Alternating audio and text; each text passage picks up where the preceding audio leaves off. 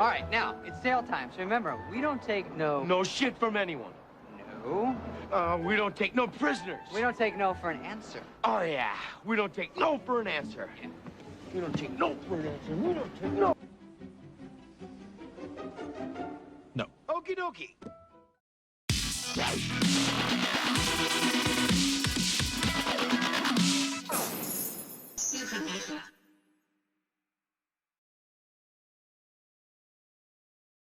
What's happening, guys? Supernova here, back with another video.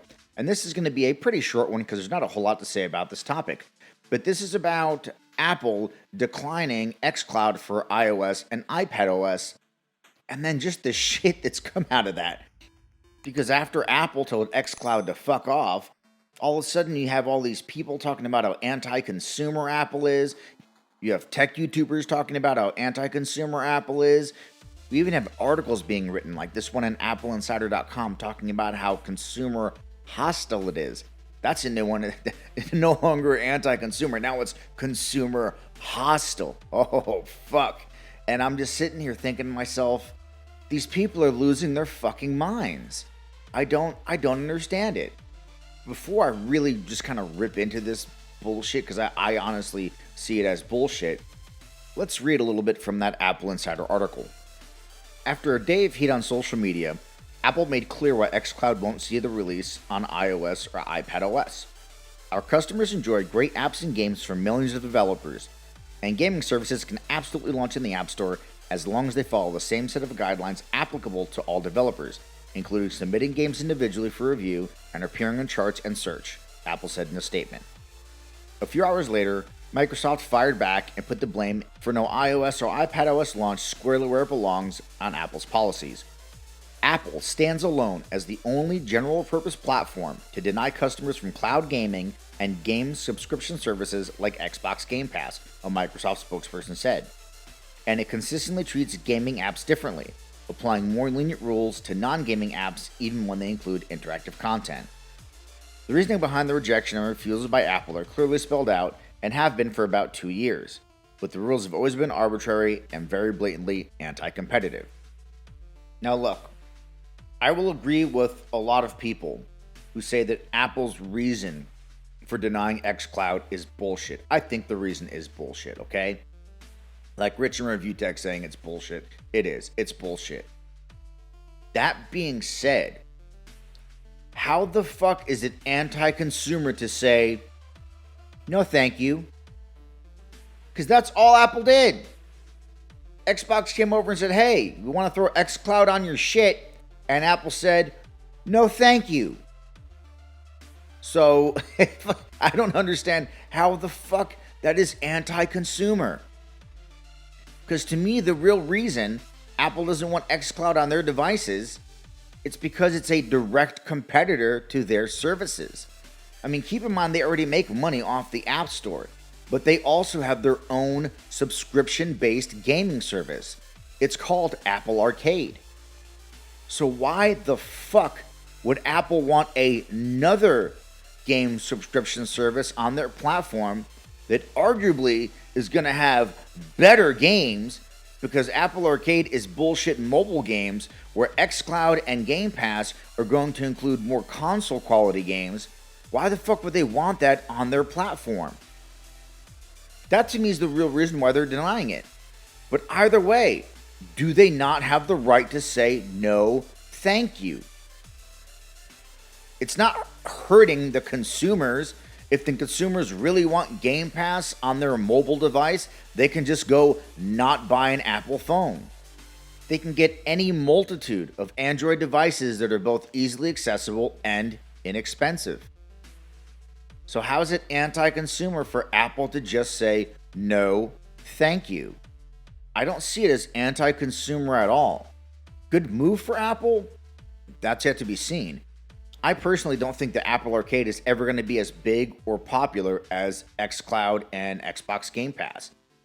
Xbox Game Pass has quickly become a almost must-own service if you have an Xbox. Like, if you have an Xbox and you don't have Xbox Game Pass, it's like, why not? It's $15 a month or $1 a month or whatever the hell you're paying for it, depending on the deal you got. and you get access to all these fucking games. It's almost a no-brainer.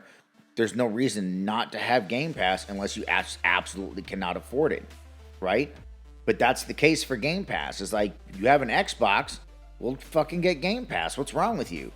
But that's not the same argument you ever hear made with iPhones and Apple Arcade. You never hear anyone say, oh, you have Apple Arcade? No, you don't have Apple Arcade? You have an iPhone, but you don't have Apple Arcade? Like, what the hell is wrong with you? You need to get Apple Arcade because then you can play mobile games without ads or microtransactions. You need Apple Arcade. Like, what's wrong with you? Like, you never hear that argument. But Game Pass is quickly becoming something that if you have an Xbox, you need to get. And when xCloud starts to spread its tentacles all throughout the world and get on more devices and get on more platforms, and Game Pass does the same, that's just something that I believe Apple Arcade will never, ever be able to compete with. It can't compete with it now. So is it a good decision for Apple? I don't think so, but I understand the decision. They're like, why would we put something on our phone that is not only a direct competitor to the service we offer, it is a far superior service, like by a long shot, right? But my point again is, how is it anti-consumer to just simply say no, thank you? Like, Apple doesn't have to let fucking xCloud be put on iOS or iPadOS. To me, all of this bullshit is the equivalent of like Chipotle going to Taco Bell and saying, hey, we'd like to sell some of our food inside of your store. And Taco Bell saying, no, thank you, we're good. And then people saying, what? That's anti-consumer. How anti-consumer of Taco Bell to not allow another Mexican restaurant with a superior product to sell its food inside of its doors. How anti-consumer of Taco Bell. They fucking said no, thank you. Those anti-consumer, I'm sorry. Those consumer hostile motherfuckers. Right? Like, have these people just lost their fucking minds?